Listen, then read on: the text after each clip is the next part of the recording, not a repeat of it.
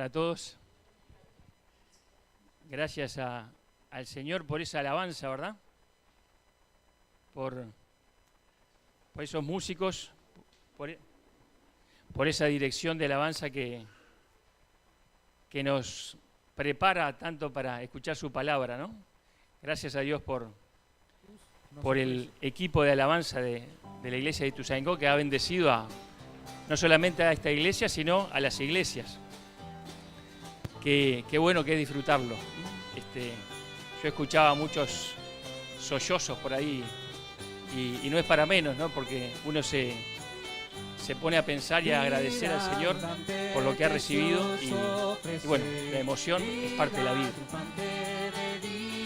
Hay un salmo muy conocido, de los más conocidos en la Escritura, que si yo le digo Salmo 133.1, capaz que ya alguno enseguida le salta en la mente ese versículo, ¿no? Mirad cuán bueno y cuán delicioso es habitar los hermanos juntos en armonía.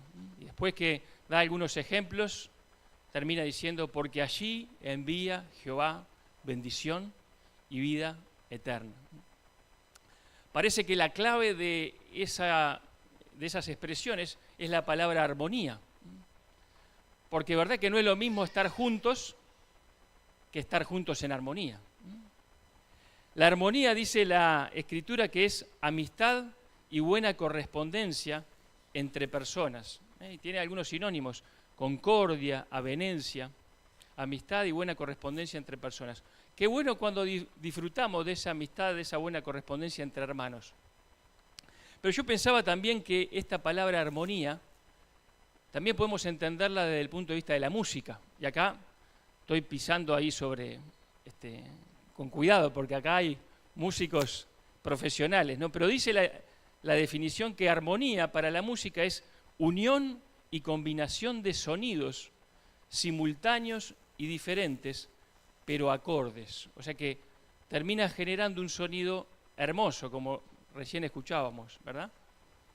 Varias notas que son diferentes, pero con cierta combinación y en forma simultánea, dan algo hermoso. Algo que uno dice, qué lindo, qué armonía, ¿no?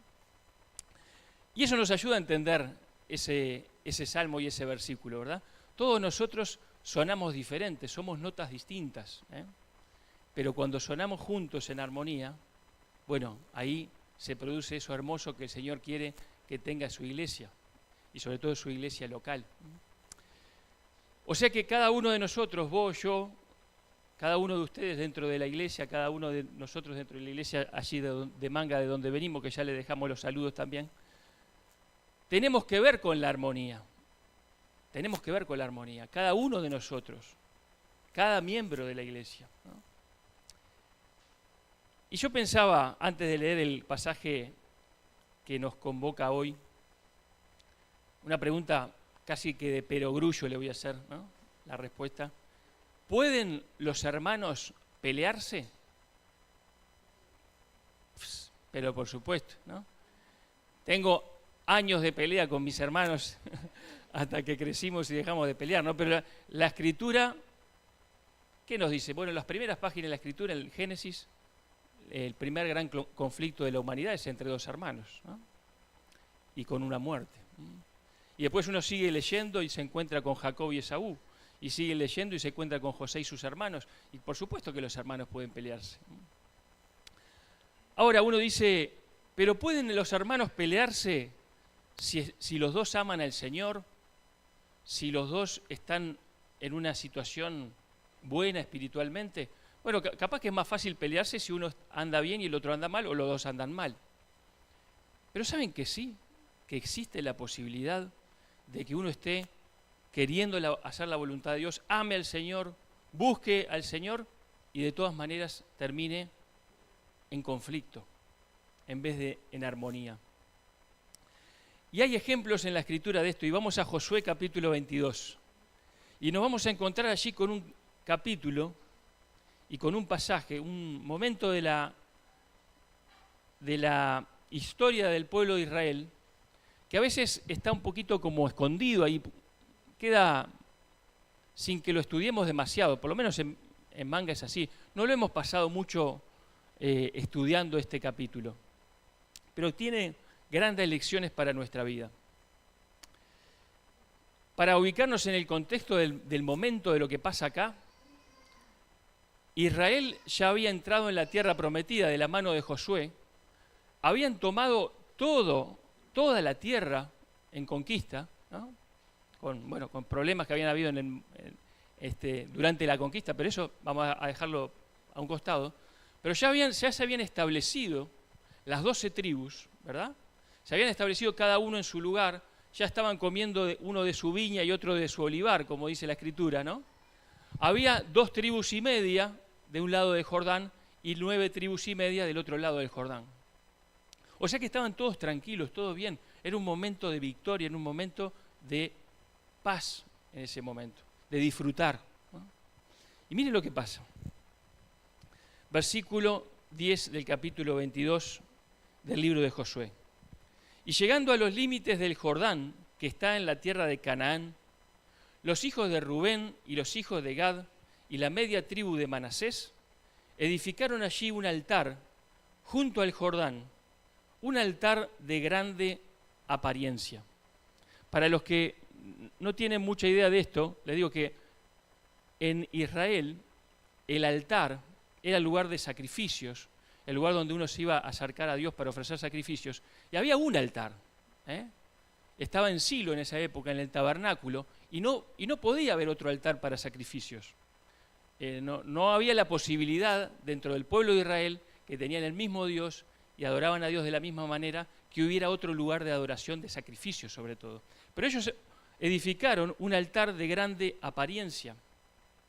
Y dice el versículo 11, y los hijos de Israel, o sea el resto, oyeron decir que los hijos de Rubén y los hijos de Gad y la media tribu de Manasés habían edificado un altar frente a la tierra de Canaán, en los límites del Jordán, del lado de los hijos de Israel.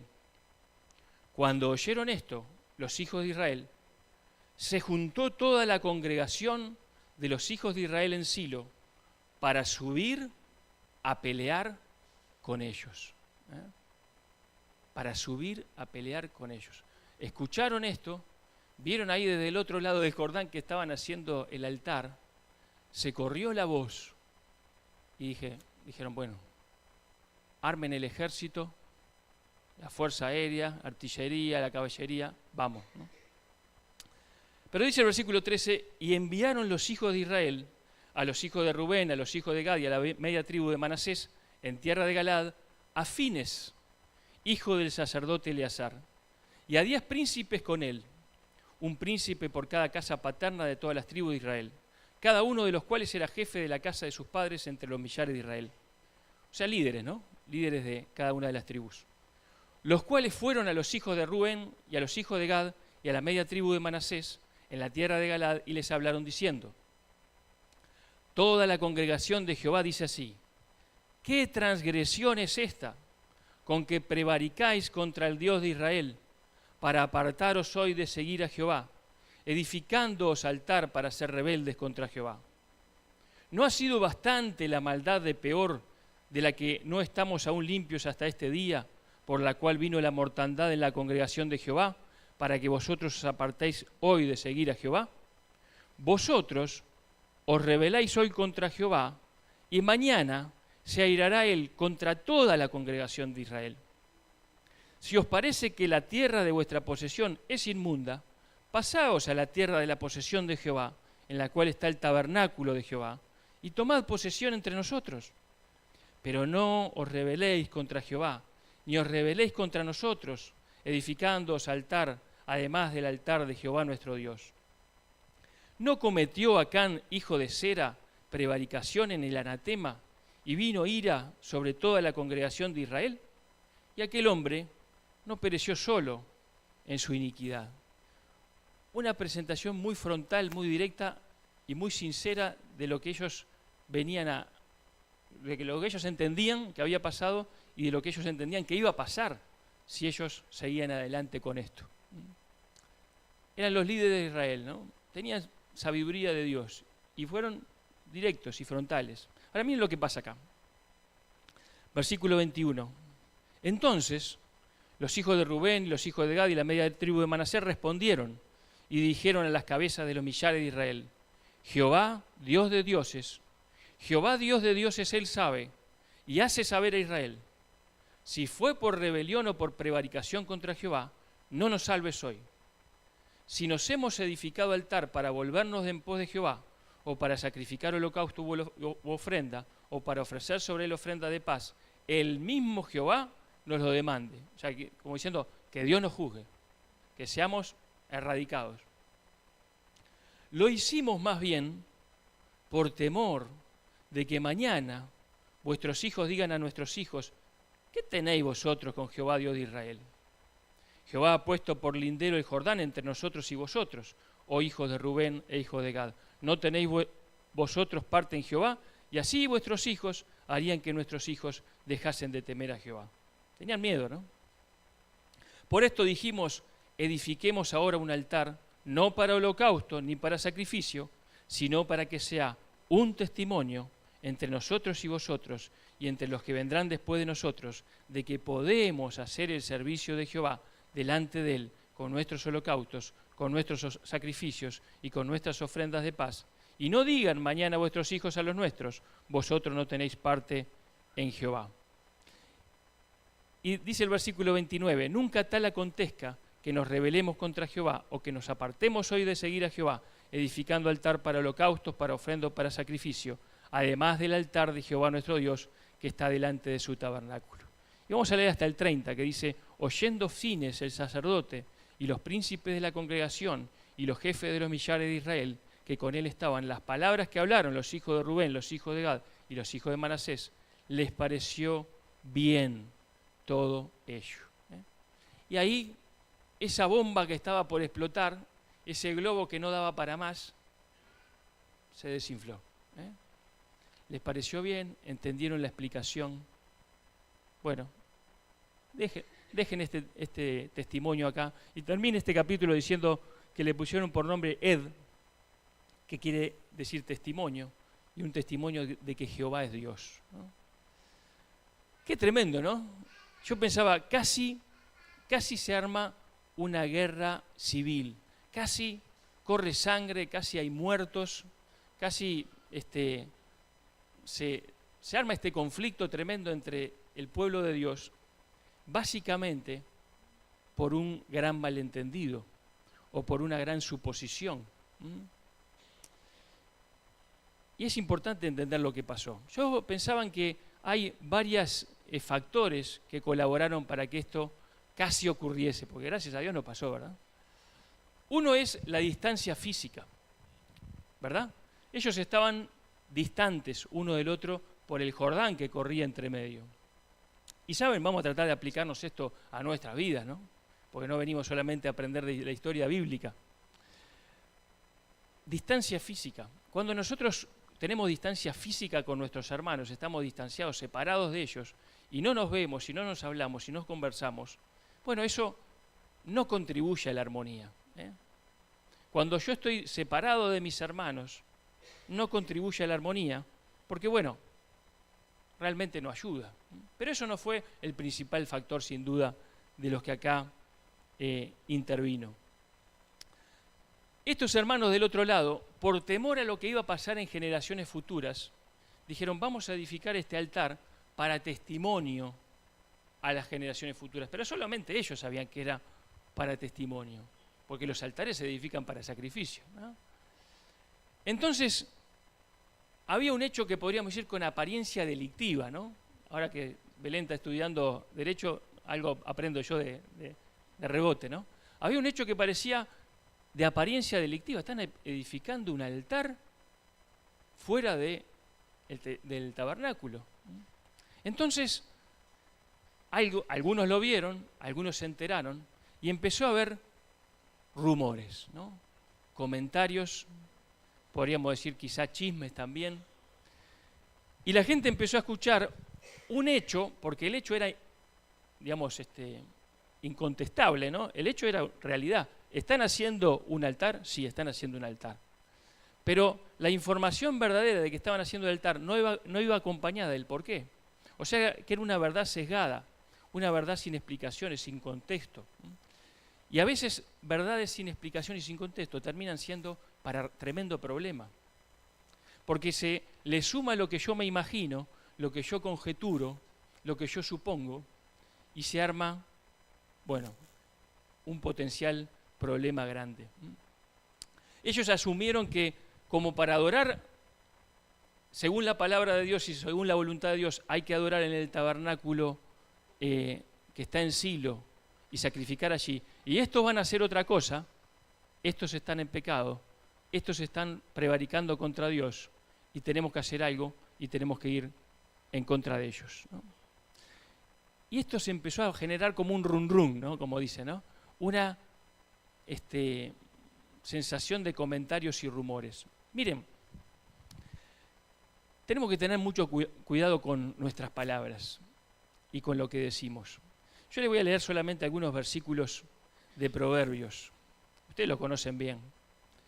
Proverbios habla mucho acerca del poder de nuestra lengua para edificar y para destruir. Dice Proverbios 10:19, en las muchas palabras no falta pecado, mas el que refrena sus labios es prudente. Proverbios 13:3, el que guarda su boca, guarda su alma, mas el que mucho abre sus labios tendrá calamidad.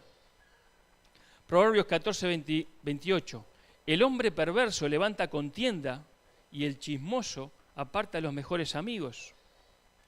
Proverbios 18:8, las palabras del chismoso son como bocados suaves y penetran hasta las entrañas, ¿no? Quizá uno dijo, che, mirá, están haciendo un altar.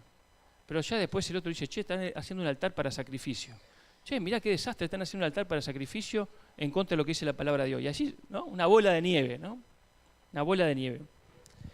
Cuidado con esas medias verdades que terminan siendo para tremendo problema. Cuidado con recibir una verdad que es sin contexto y pasarla haciendo daño, ¿no?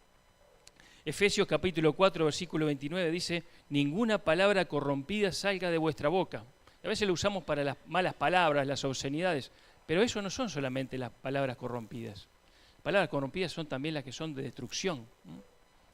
Sino la que sea buena para la necesaria edificación a fin de dar gracia a los oyentes, ¿eh? Y eso es lo que tenemos que hacer los creyentes, los que hemos sido transformados por el Evangelio, por el Señor Jesucristo, que de nuestra boca salgan palabras para la edificación, para dar gracia a los que nos escuchan. Ojo, cuando escucho un hecho sin contexto y lo paso, ¿no? Porque puedo generar problemas. Pero también estuvo el hecho de completar con el monólogo interno y después los comentarios externos lo que no se sabía. Podríamos decir la manija, ¿no? ¿Saben? Uno se puede equivocar mucho con las conclusiones que hace en su cabeza y que las da por sentado como verdadera. Yo les cuento una cosa que nos pasó hace un año más o menos allí en la chacra, ¿no? Un vecino deja unos animales, nosotros no tenemos animales, pero el vecino sí, deja unos animales para pastar ahí en la chacra. Y entre ellos había una vaca lechera, una vaca que realmente el vecino iba todos los días y, bueno, se llevaba su leche, ¿no? A la vaca la querían mucho, le habían puesto un nombre, ¿no? Ahí estaba la vaca del vecino. La cuestión de que me llama un día el vecino y me dice, me robaron la vaca, ¿no?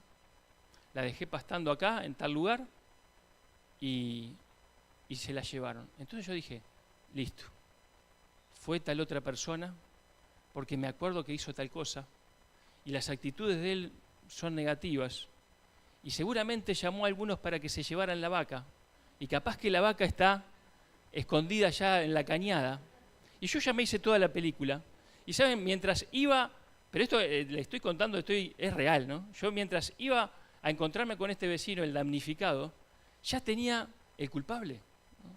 Tenía el culpable. Para mí no había otra oportunidad ni otra posibilidad. Y es más, yo dije, le voy a mandar un mensaje a esta persona a ver si se pisa el palito, ¿no? Y Selena me decía, no, pará un poquito. Bueno, la cosa es que llegamos, nos sentamos a conversar con el damnificado, con el que le habían robado la vaca, y me di cuenta que nada que ver, ¿no?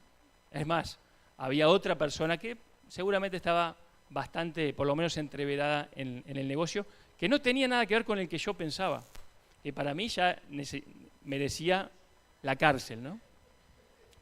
Y entonces yo pensé, ahí como que me cayó una ficha, y dije, lo que es la manija interna, ¿no? Lo que es el estar convencido de algo y en realidad no sabemos nada. Y si yo hubiera tomado esa decisión de empezar a llamar y empezar a armar lío, la verdad que hubiera armado un tremendo problema entre vecinos innecesario, ¿no? Cuidado con eso, con la manija colectiva, ¿no? O con la manija personal, porque sin duda que generar ese mar de fondo no contribuye a la armonía, no contribuye. Pero después hubo una decisión de actuar, podríamos decir, precipitadamente, por lo menos en algunos, en los que se calzaron las armas, ¿no? La espada, la lanza, dijeron, bueno, vamos, ¿no? Porque hubo algunos, por lo que no dice el texto, que ya estaban prontos para pelear, ¿no? Prontos para ir a actuar, según lo que ellos entendían, ¿no? Voy allí, cruzo el Jordán y lo destruimos, ¿no? Tremendo, ¿no? Cuando nosotros actuamos precipitadamente, armamos lío también, y eso no contribuye a la armonía. Ahora, lo interesante es que decidieron hacer algo más, ¿no? Y allí podríamos decir que comenzó la solución a este problema que podría haber sido tremendo. ¿Qué decidieron hacer? Dicen, bueno, primero vamos a decirle a estas personas que conocen al Señor, que son referentes entre nosotros, que vayan a hablar. Ya la artillería estaba pronta atrás, pero bueno, que vayan a hablar primero.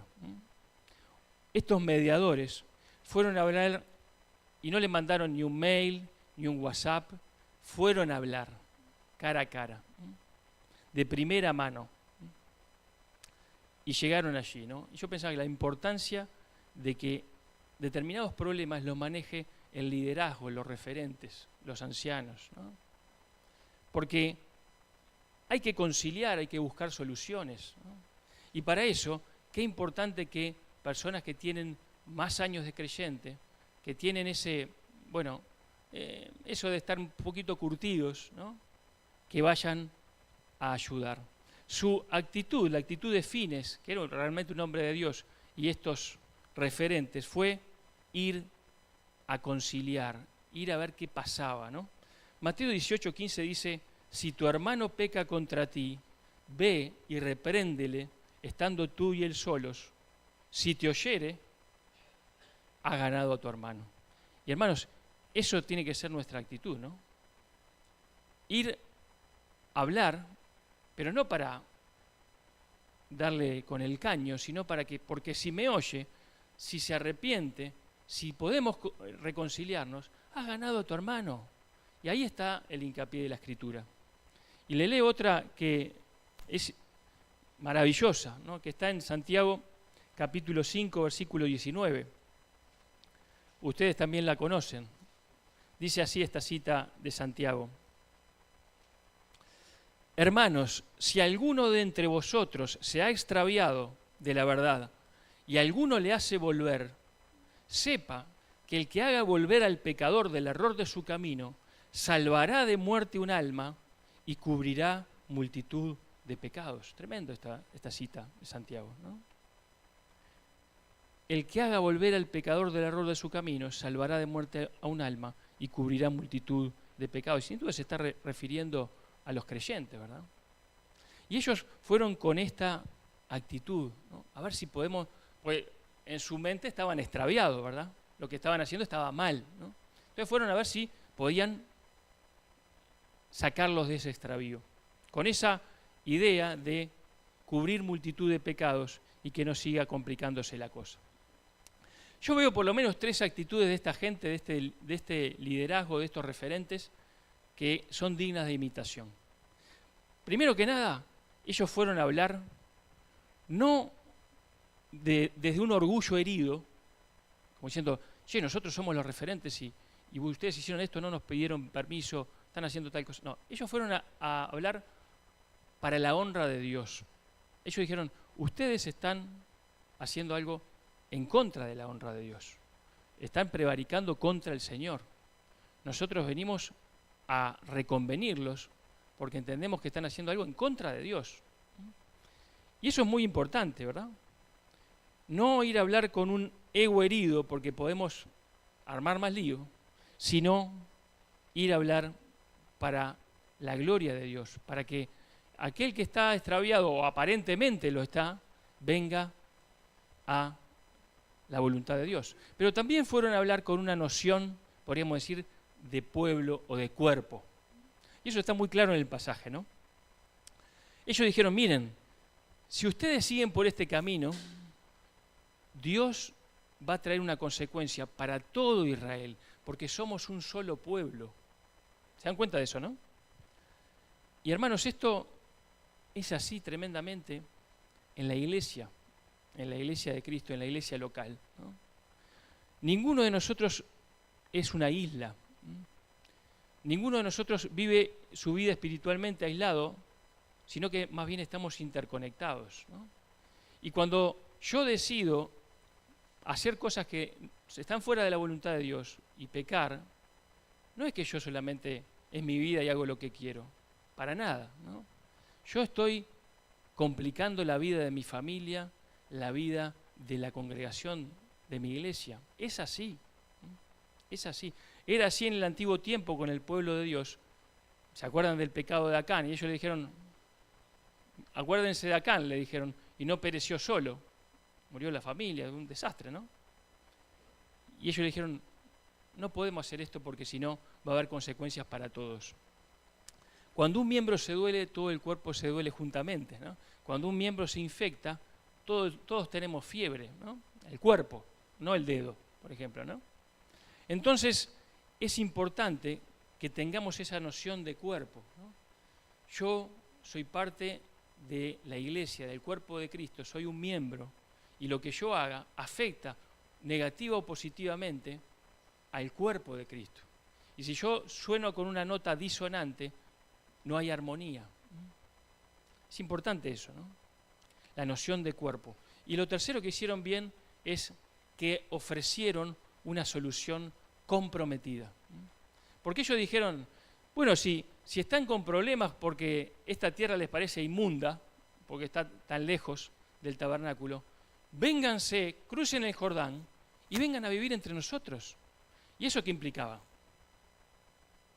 Darle tierra de sus tierras.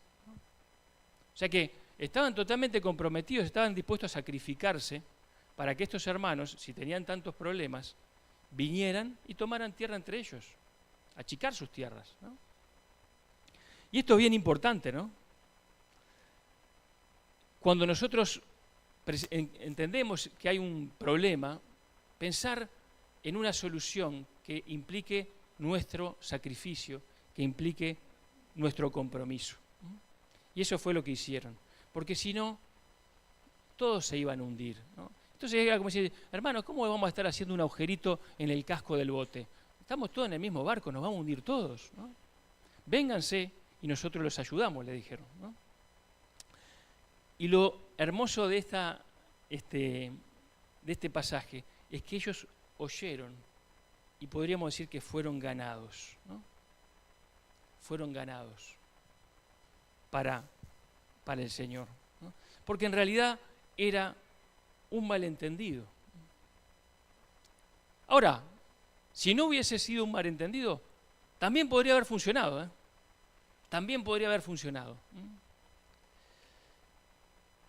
Es cierto, hermanos, que hay que ir en pos de la verdad. Y nosotros nada podemos en contra de la verdad, sino por la verdad. Y es verdad, eso. Pero también es cierto que tenemos que seguir la verdad en amor para crecer, ¿no? No es solamente ser un paladín de la verdad y de la justicia, ¿no? Y ahí, porque esto es la verdad, y enrostrarle la verdad a todo el mundo, porque podemos hacer daño, ¿no? Es seguir la verdad en amor. Y como dice esa frase que ya he escuchado varias veces y me parece que es muy ajustada a la realidad, nosotros no somos administradores de justicia, sino que somos administradores de la multiforme gracia de Dios, ¿no? Y nosotros tenemos que ser parte de esa gracia de Dios y administrar esa gracia de Dios que hemos recibido.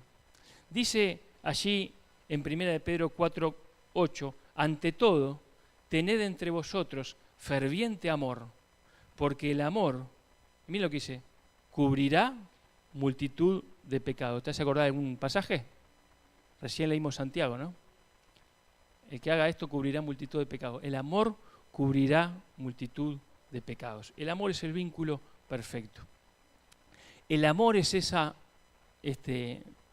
que genera la armonía entre nosotros, ¿no? Y estos hermanos entienden que estos que habían venido para la gloria de Dios. Habían venido con un sentido de cuerpo.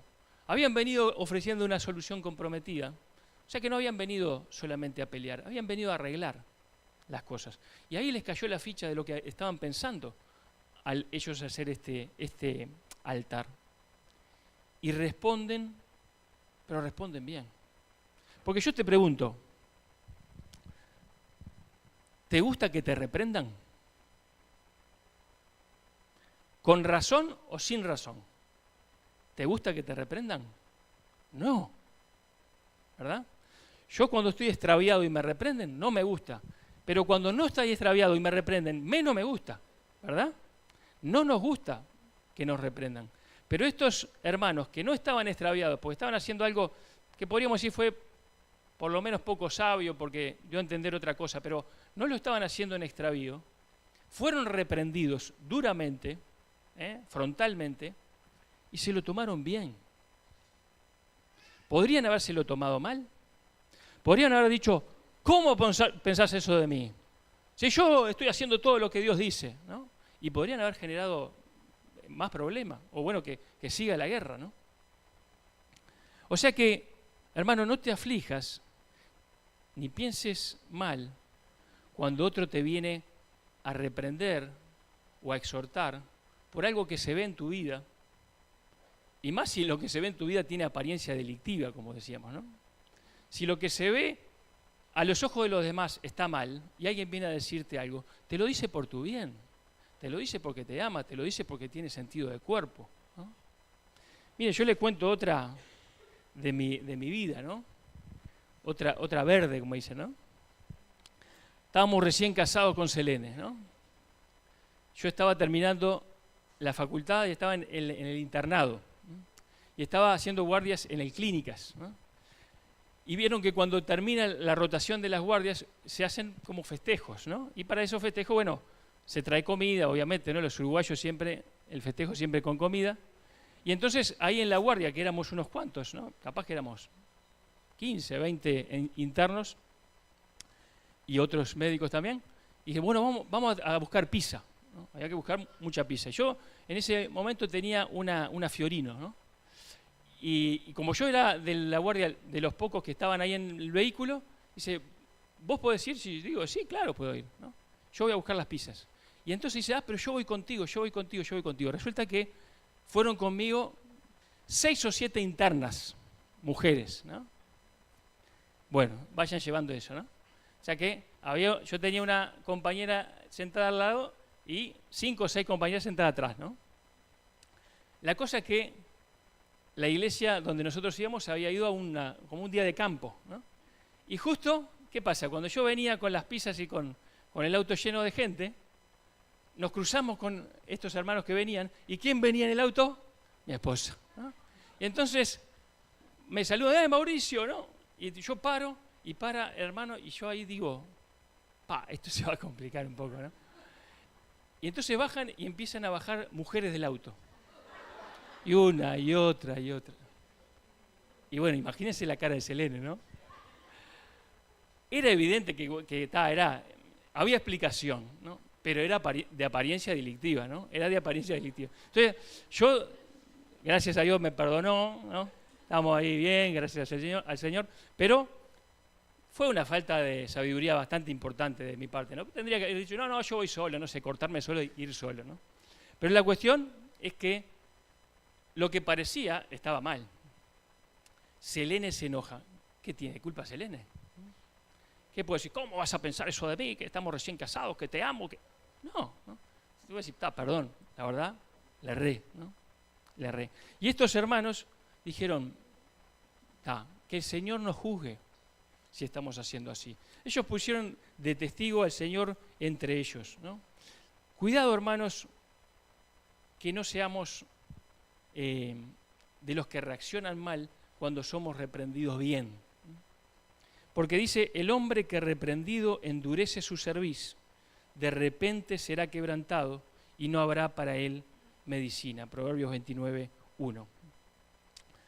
Mejor es, como dice Proverbios 15, 31, el oído que escucha las amonestaciones de la vida, entre los sabios morará. Escuchá las amonestaciones, escuchá la reprensión. Somos muy pecadores, somos muy pecadores. No es raro que piensen de nosotros que estamos haciendo algo mal, porque lo podemos estar haciendo. La realidad es esa, ¿no? Entonces, escuchemos las reprensiones que nos hacen bien. Nos hace bien escucharlas, ¿no? Era por un temor a algo que iba a pasar en el futuro que habían hecho eso. También, entre paréntesis, ¿no? Cuidado con nuestros temores y nuestras soluciones humanas para nuestros temores de cosas que nunca han ocurrido y que capaz que nunca ocurrirán y capaz que generamos problemas por eso también, ¿no? Pero ellos se anticiparon a un supuesto problema que en realidad le trajo problemas, ¿no? La cuestión es que la explicación a Fines y a estos 10 referentes les pareció bien. Listo, ahora entendemos, ¿no?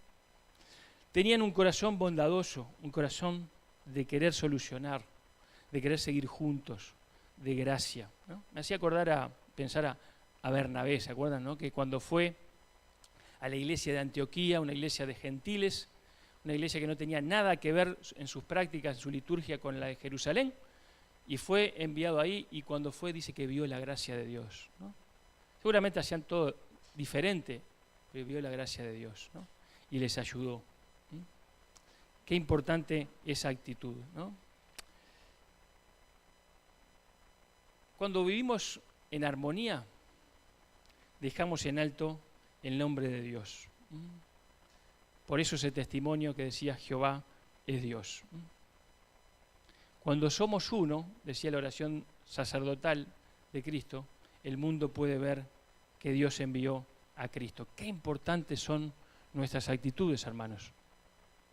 Y solo para terminar, solamente les hago un punteo, no lo vamos a leer, de lo que dice Romanos capítulo 14.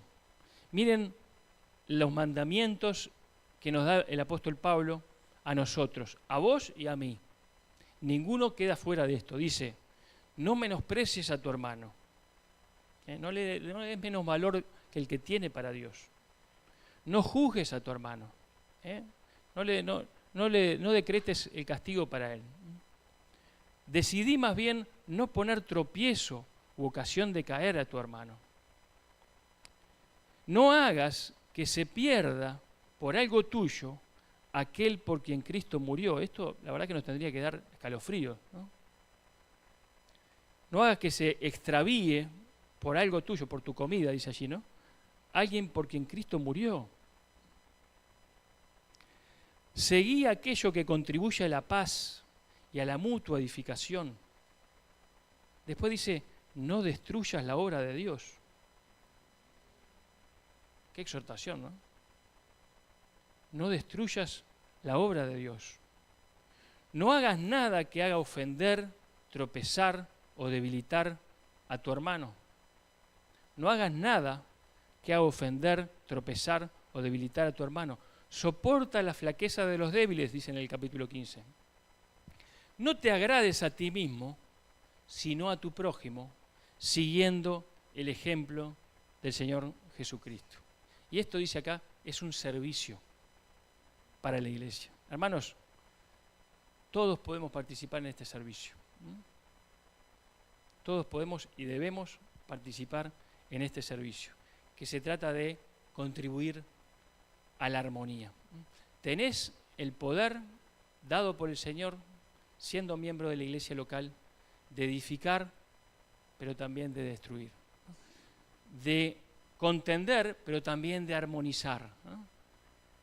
Que sigamos el ejemplo de Fines y estos referentes que fueron de frente, pero a armonizar, a arreglar las cosas, ¿no? Y allí, si nosotros hacemos eso, ¿no? Y el Señor ve esa armonía, ¿qué hace el Señor? Envía bendición y vida eterna. Oramos. Padre que estás en el cielo, te damos tantas gracias por tu palabra, por tu verdad, por tus exhortaciones. Gracias, Padre, porque a pesar de que somos pecadores, que hacemos cosas que complican, tú nos amas, tú nos perdonas, tú quieres que estemos en tu camino, en tu obra, en tu servicio. Gracias, Padre, porque tú quieres bendecir a cada iglesia local. Y, Padre, tú nos dejas el desafío de ser factores de armonía. Señor, que cada uno de nosotros pueda recibir este desafío, pueda entender esa responsabilidad, ese poder que tenemos para usar para bien de tu obra en este lugar. Gracias, Señor, que nos tienes paciencia, gracias que nos amas. Que a ti sea toda la gloria, Señor. Gracias por el Señor Jesucristo. Gracias por su salvación tan grande que Él nos dejó. En su nombre oramos. Amén.